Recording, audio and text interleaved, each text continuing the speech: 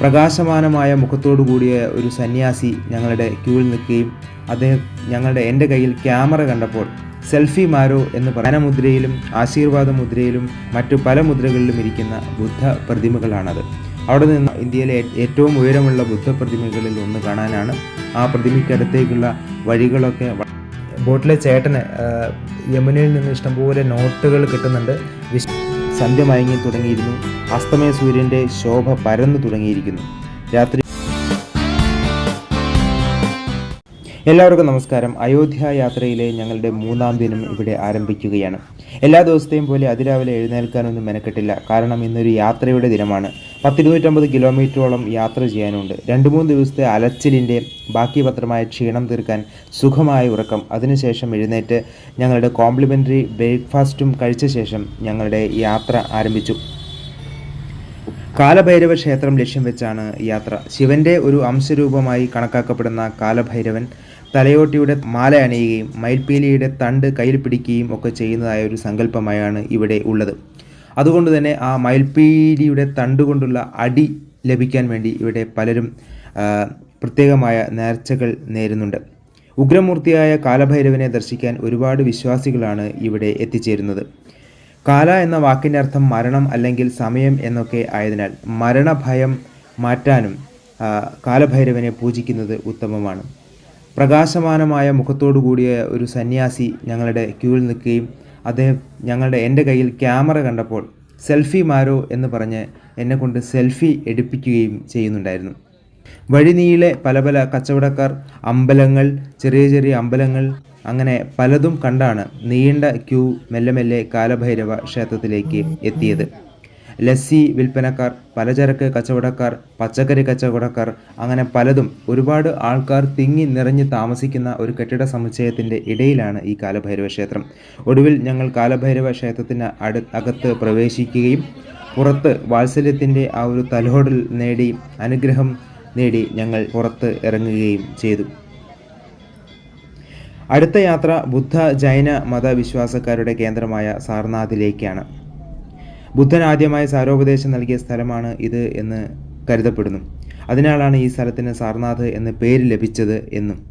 കാലഭൈരവ ക്ഷേത്രത്തിൽ നിന്ന് ഏതാണ്ട് 10 കിലോമീറ്റർ അകലെയാണ് സാർനാഥ്. ചരിത്ര കുതുകികളുടെയും പുരാവസ്തു പ്രേമികളുടെയും മാത്രം അന്വേഷണ സ്ഥലമായതിനാൽ വാരാണസിയിലുള്ളതുപോലെ വലിയ തിരക്ക് വഴിയിലൊന്നും ഇവിടെ അനുഭവപ്പെട്ടില്ല.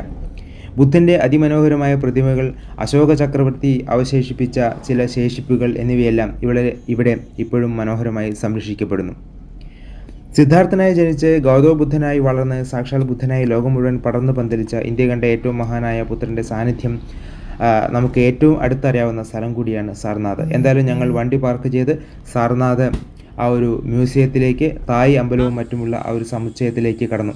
അവിടെ നിന്ന് ലഭിക്കാവുന്ന ഒരു ഗൈഡിനെ ഞങ്ങൾ സംഘടിപ്പിച്ചു. ആൾ ഇന്ത്യയിൽ എന്തൊക്കെയോ പല പല കാര്യങ്ങൾ ഞങ്ങൾക്ക് വിശദീകരിച്ച് തരുന്നുണ്ടായിരുന്നു. ഇന്ത്യ ചരിത്രത്തിൽ തങ്കലിപികൾ എഴുതപ്പെടുന്ന അശോക ചക്രവർത്തി സ്ഥാപിച്ച അശോക സ്തംഭവും സ്തൂപവും എല്ലാം സാർനാഥിൽ ഇപ്പോഴും സ്ഥിതി ചെയ്യുന്നു. അശോക ചക്രവർത്തി എല്ലാവർക്കും അറിയാവുന്നതുപോലെ കലിംഗ യുദ്ധത്തിന് ശേഷം മാനസാന്തരപ്പെട്ട് ബുദ്ധമതത്തിലേക്ക് വരികയാണ് ഉണ്ടായത്. സാർനാഥിനടുത്തുള്ള മ്യൂസിയവും കാണേണ്ട കാഴ്ചയാണ്. പഴയകാല ശേഷിപ്പുകളുടെ ഒരു സംഗമഭൂമിയാണ്.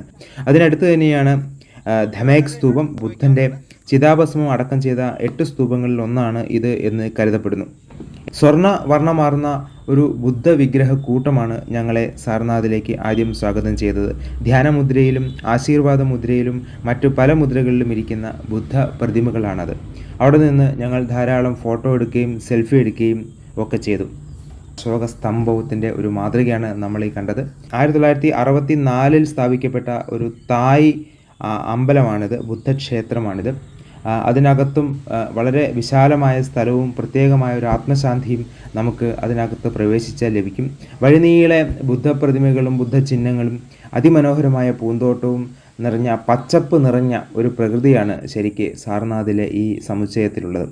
അതിനുശേഷം ഞങ്ങൾ പോയത് 86 അടിയോളം ഉയരമുള്ള ഇന്ത്യയിലെ ഏറ്റവും ഉയരമുള്ള ബുദ്ധപ്രതിമകളിൽ ഒന്ന് കാണാനാണ്. ആ പ്രതിമയ്ക്കടുത്തേക്കുള്ള വഴികളൊക്കെ വളരെ മനോഹരമായിട്ട് പൂന്തോട്ടത്താൽ അലങ്കരിച്ചിട്ടുണ്ട്. കൊടും ചൂടാണ് വാരണാസിയിൽ ഞങ്ങൾ പോയ സമയത്തുള്ളത്. അതുകൊണ്ട് തന്നെ അധിക നേരം ഞങ്ങൾക്ക് ആ തുറസായ സ്ഥലത്ത് നിൽക്കാനോ അവിടെ നിൽക്കാനോ ഒന്നും സാധിച്ചില്ല. ഏതായാലും അവിടെ നിന്ന് അതിമനോഹരമായ ഒരുപാട് വിഷ്വൽസ് ഞങ്ങൾ പകർത്തി.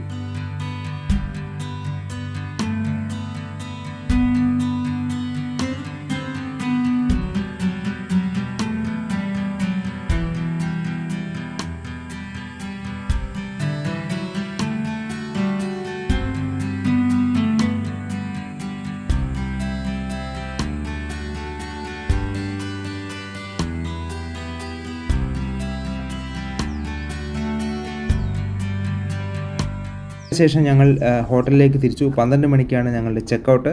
ഏതായാലും 1 മണിയോടുകൂടി ഞങ്ങൾ ഹോട്ടൽ വെക്കേറ്റ് ചെയ്തു.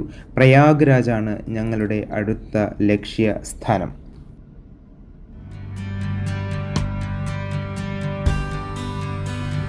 ഗംഗ, യമുന, പുരാണത്തിലെ സങ്കല്പ നദിയായ സരസ്വതി എന്നിവയുടെ സംഗമ ഭൂമിയാണ് പ്രയാഗ്രാജ്. അതുകൊണ്ട് ഈ സ്ഥലത്തിന് ത്രിവേണി സംഗമം എന്നും പറയപ്പെടുന്നു. ഏറ്റവും കൂടുതൽ ആൾക്കാർ ജീവിക്കുന്ന ഉത്തർപ്രദേശിലെ നഗരങ്ങളിൽ ഒന്നാണ് പ്രയാഗ്രാജ്.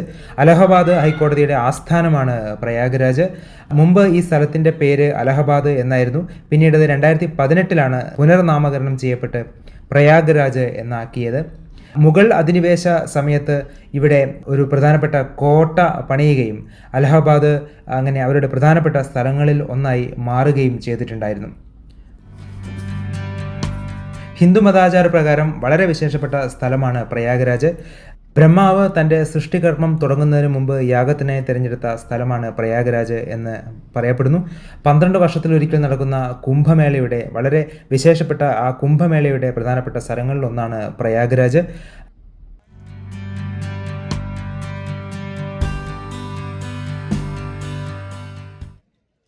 ഏതായാലും വളരെയേറെ ബോട്ടുകൾ കൂട്ടിയിട്ട ഒരു സ്ഥലത്താണ് ഞങ്ങൾ ഇറങ്ങിയത്.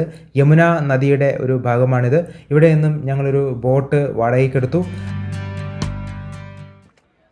ബോട്ടിലെ ചേട്ടന് യമുനയിൽ നിന്ന് ഇഷ്ടംപോലെ നോട്ടുകൾ കിട്ടുന്നുണ്ട്. വിശ്വാസികൾ വളരെ വിശ്വാസപൂർവ്വം സംഗമഭൂമിയിൽ അർപ്പിക്കുന്ന നോട്ടുകളും കോയിനുകളും ഇങ്ങനെ ടിപ്പ് പോലെ ചേട്ടന് കിട്ടുന്നുണ്ട് എന്നാണ് എനിക്ക് തോന്നുന്നത്. സംഗമ സ്ഥലത്തേക്കുള്ള ഞങ്ങളുടെ ബോട്ടിലെ യാത്ര വളരെ മനോഹരമായ ഒന്നായിരുന്നു. ഉത്തർപ്രദേശിലെ കൊടും ചൂട് ആണെങ്കിൽ പോലും മേൽക്കൂരയൊക്കെ ഉള്ള ഒരു ബോട്ടായത് കാരണം യമുനയിലെ തണുത്ത കാറ്റും എല്ലാം കൂടെ ആയതുകൊണ്ട് വലിയ ബുദ്ധിമുട്ടുകളൊന്നുമില്ലാതെ ഞങ്ങൾ സംഗമ സ്ഥാനത്തേക്ക് യാത്രയായി.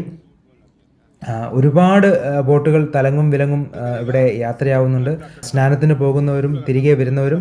ഏതായാലും സ്നാനത്തിനായിട്ടുള്ള ഒരുക്കങ്ങളൊക്കെ ആയിട്ടാണ് ഞങ്ങൾ പോയത്. അതിനു വേണ്ടിയുള്ള തോർത്തുകളും മറ്റ് കാര്യങ്ങളും ഒക്കെ ഞങ്ങൾ കയ്യിൽ കരുതിയിരുന്നു. അവിടെ ബോട്ടുകൾ കൂട്ടി ഇട്ടിരിക്കുന്ന ഒരു സ്ഥലത്താണ് നമ്മളുടെ ബോട്ട് അടുപ്പിച്ചത്. അവിടെ നിന്ന് ഏതാണ്ട് നടന്ന് നമുക്ക് ത്രിവേണി സംഗമത്തിലേക്ക് യാത്രയാകാൻ പറ്റും. സ്ത്രീകൾക്ക് വസ്ത്രം മാറാനുള്ള ചെറിയ സൗകര്യങ്ങളൊക്കെ അവിടെ ഒരുക്കിയിട്ടുണ്ട്. അങ്ങനെ വല്ലാത്ത അനുഭൂതിദായകമായ, വിശ്വാസികളെ സംബന്ധിച്ച് വളരെയേറെ സന്തോഷം നൽകുന്ന രംഗങ്ങളും ഒരു ഭൂമികയാണ് ഈ പ്രയാഗ് രാജ് എന്ന് പറയുന്നത്. ത്രിവേണി സംഗമത്തിൽ ഒരിക്കലെങ്കിലും സ്നാനം ചെയ്യുക എന്നുള്ളത് വളരെ വിശേഷപ്പെട്ട കാര്യമായിട്ടാണ് എല്ലാവരും കരുതുന്നത്.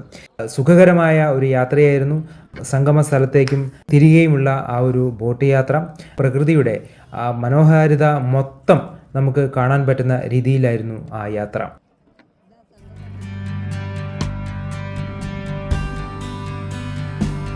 തുടർന്ന് ഞങ്ങളുടെ യാത്ര അയോധ്യയിലേക്കായി. സന്ധ്യ മയങ്ങി തുടങ്ങിയിരുന്നു. അസ്തമയ സൂര്യൻ്റെ ശോഭ പരന്നു തുടങ്ങിയിരിക്കുന്നു. രാത്രിയോടുകൂടി ഞങ്ങൾ അയോധ്യയിലെ ഹോട്ടലിലേക്ക് എത്തിച്ചേരും. ഇനി നാളെ അയോധ്യയിലെ കാഴ്ചകൾ കാണാം.